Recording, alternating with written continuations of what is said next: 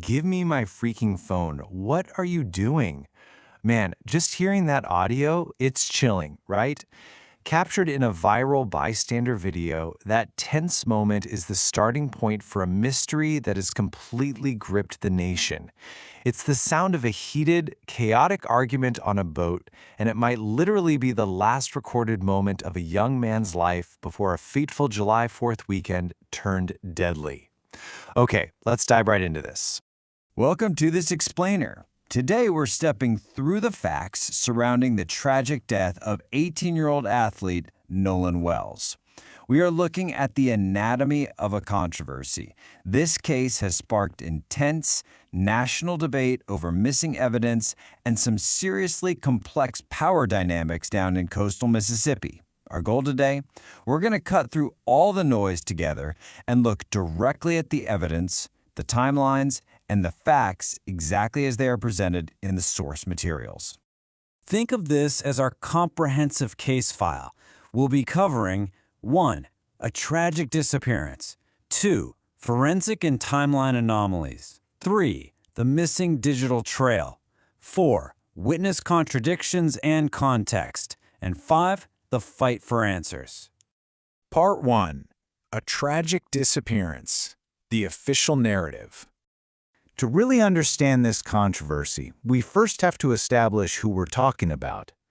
Nolan Wells was an 18-year-old, highly respected collegiate student athlete, a wide receiver for Southwest Mississippi Community College, standing 6'1", weighing around 180 pounds. He was in elite physical condition. Now that fact is absolutely crucial, because it immediately makes the initial ruling of a simple accidental drowning a massive subject of debate among his family. On July 4th, he went on a private boat trip to Horn Island with 3 former high school teammates, and, tragically, he never made it back. So let's walk through the undisputed timeline of that disappearance. At roughly 3 p.m. on July 4th, we have the last confirmed sighting of Nolan alive on the isolated northwestern tip of Horn Island. According to his companions, they packed up and left the island at 4:30 p.m. due to boat trouble, leaving Nolan behind. It wasn't until 11 o'clock p.m. that night that one of those companions actually contacted the Coast Guard. His mother formally reported him missing at midnight. And finally, after extensive multi-agency searches, a park ranger discovered Nolan's body on the morning of July 6th. Initially, the Jackson County Sheriff's Department framed this entire thing as a tragic accident.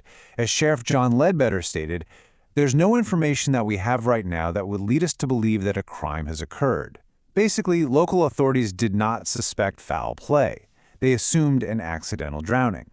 But, this stance immediately drew a ton of skepticism from Nolan's parents and civil rights advocates who strongly felt the investigation was just being closed way too prematurely.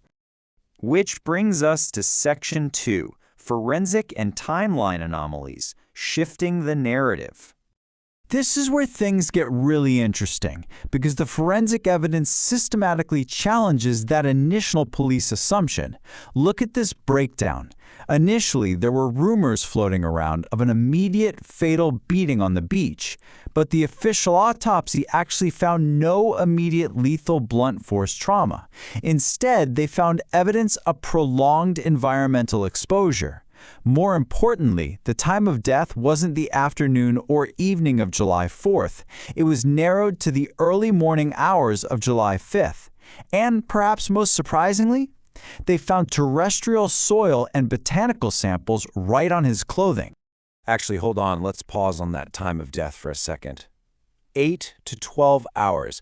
If his companions genuinely departed Horn Island at 4:30 p.m., but the autopsy definitively places his death in the early morning hours of July 5th, that leaves a massive, totally unexplained gap. It means Nolan survived on this remote, hazardous, and resourceless island for 8 to 12 hours after his friends left. What on earth happened during that vast window of time? Furthermore, the physical evidence really complicates that simple drowning theory.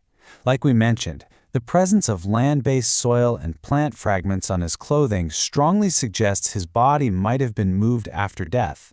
Whether by coastal tides or human intervention, this depositional history indicates that whatever led to his demise didn't just happen solely out in the water where he was eventually found.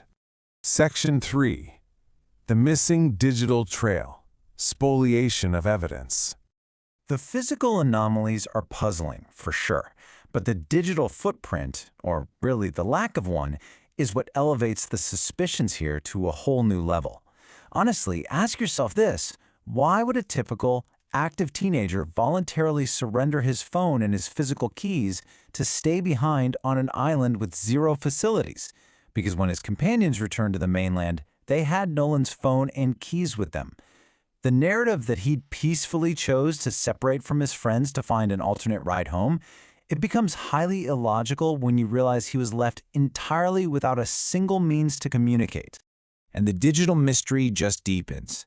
Nolan's mother actually tracked his device using the Life 360 app and found it at a companion's residence back on the mainland. When the family finally recovered the phone, they discovered that text messages and Snapchat data from that very day, July 4th, had been completely wiped, deleted. For a student-athlete who regularly documented his life, having a completely blank Snapchat history for a major holiday trip is glaring. This deletion strongly suggests third-party data manipulation. In the investigative world, they call this the spoliation of evidence. Section 4. Witness contradictions in context. Two different stories. So, with the physical timeline broken and the digital evidence seemingly tampered with, we have to look at the human element. And when you place the witness accounts side by side, you hit a massive contradiction. The companions claim their boat was taking on water around 4:30 p.m. and that Nolan voluntarily chose to stay on the island to talk to a young woman, saying he'd catch a ride back later. However, that very same young woman stated that while they did speak briefly, Nolan explicitly told her he was heading back to board his friend's boat. These completely conflicting stories strike at the very heart of the voluntary stay narrative. Now, to really grasp this investigation, you have to understand the institutional context at play here. One of the companions on that boat is the son of an active Chancery Court judge right there in Jackson County. The judge even took to social media to release statements shaping the public narrative while the investigation was still active. In a tight-knit community, a familial connection like that raises serious concerns about institutional power, undue influence, and whether local authorities can truly remain impartial. This dynamic has reportedly created a massive climate of fear, making bystanders extremely reluctant to come forward. And amidst all of this swirling tension, we have the steadfast perspective of Nolan's family. His father, Elmore Wansley, noted that Nolan was highly disciplined, stating it plainly, "If you go with the group, you stay with the group." The family firmly believes that an elite athlete like Nolan would never, ever have voluntarily stranded himself in a hazardous environment without his phone or keys. Let's move to our final section. Section 5. The Fight for Answers. Actionable Investigations. Because of all of these glaring red flags, the initial conclusion of an accidental drowning is being forcefully challenged. To guarantee an objective evaluation, the family, backed by civil rights advocates, commissioned an independent autopsy.